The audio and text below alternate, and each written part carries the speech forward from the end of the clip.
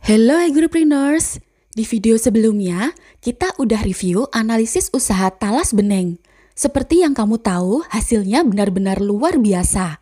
Tapi jangan keburu tanam dulu sebelum nonton video ini sampai akhir, biar kamu bisa ambil keputusan dengan lebih baik. Dan sebelum lanjut lagi, buat kamu yang suka informasi menarik seputar budidaya tanaman, analisis usaha tani, dan informasi menarik dunia agribisnis, sangat tepat kalau kamu subscribe channel ini dan aktifkan notifikasinya.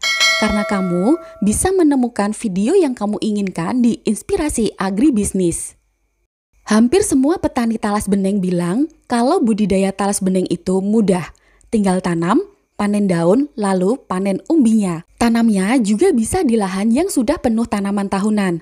Jadi, talas beneng ini bisa dijadikan pendapatan tambahan dari budidaya tanaman hutan, perkebunan, maupun buah.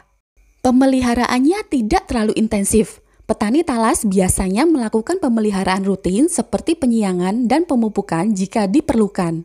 Investasi perajangan dan pengeringan bisa jadi tidak diperlukan kalau kamu hanya ingin memanen daun basah dan langsung dijual ke pengepul. Hasilnya, kalau dari perhitungan kita di video sebelumnya, selama 3 tahun untung bersih lebih dari 450 juta dengan luas lahan 1,5 hektar. Nah, sekarang kita nggak bahas enaknya dulu, pertimbangkan hal-hal ini sebelum kamu menanamnya. Pertama, putuskan dulu kamu mau mandiri atau bermitra. Kalau kamu pilih mandiri, kelebihannya, kamu bisa menjual hasil panen kemanapun dengan harga yang cocok. Dan untuk benih atau bibitnya, bisa kamu peroleh dengan harga yang bisa jauh lebih murah dan mutunya bisa lebih baik. Tapi kelemahannya, harga yang kamu peroleh tidak pasti. Kemudian, pengepul atau pabrik pengolahan bisa aja terbatas kapasitasnya. Kalau tidak bisa menemukan pembeli dengan harga yang sesuai, pendapatanmu bisa jauh lebih rendah dari biaya panen daun. Begitu juga dengan panen umbi atau bonggolnya. Kamu juga harus menemukan pembeli yang bisa menampung hasil panen dengan harga yang sesuai. Sekarang, kalau kamu pilih mau bermitra, pahami dulu perjanjian kerja sama dengan mitramu.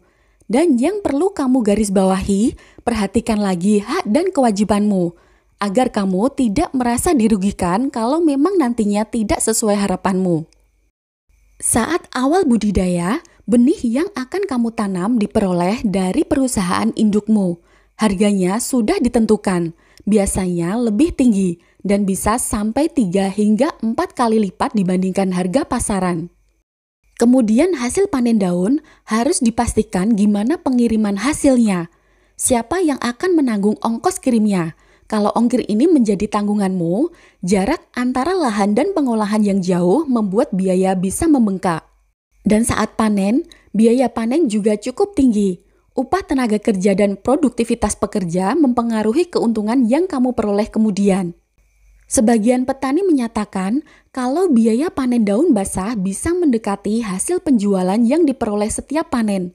Jadi, selisih antara hasil penjualan dan biaya panen tidak cukup untuk membiayai pemeliharaan tanamannya. Kalau hal ini terjadi, maka bisa dikatakan selama 3 tahun atau sampai dengan panen umbinya, kamu tidak memperoleh pendapatan yang berarti. Dari situ, kamu perlu pertimbangkan gimana pengelolaan keuangan usaha dan keuangan keluargamu. Selain itu, kamu juga perlu langkah antisipasi agar usahamu tetap berjalan. Harga umbi umumnya sudah ditentukan dari awal. Kalau terjadi kenaikan pada 2-3 tahun setelah tanam, kemungkinan besar kamu tidak bisa menikmati harga yang lebih bagus dibandingkan harga pada perjanjiannya. Pada saat awal bermitra, kamu tentu diberi analisis yang tentunya sangat menarik. Tapi biasanya perhitungan dibuat pada kondisi ideal. Sebelum kamu mengambil keputusan, akan lebih baik kalau kamu berdiskusi dengan sesama petani yang sudah lebih berpengalaman. Tentunya agar kamu memperoleh informasi yang lebih detail. Jangan mudah mengambil keputusan hanya dengan melihat angka yang sangat menggiurkan. Dan mungkin masih banyak lagi hal-hal yang perlu kamu pertimbangkan sebelum menanam. Kalau kamu punya pengalaman, monggo tulis aja di kolom komentar. Pembahasan singkat kali ini moga aja bermanfaat buat kamu ya. Jangan lupa kasih like dan juga share infonya ke temanmu. Ketemu lagi di video selanjutnya.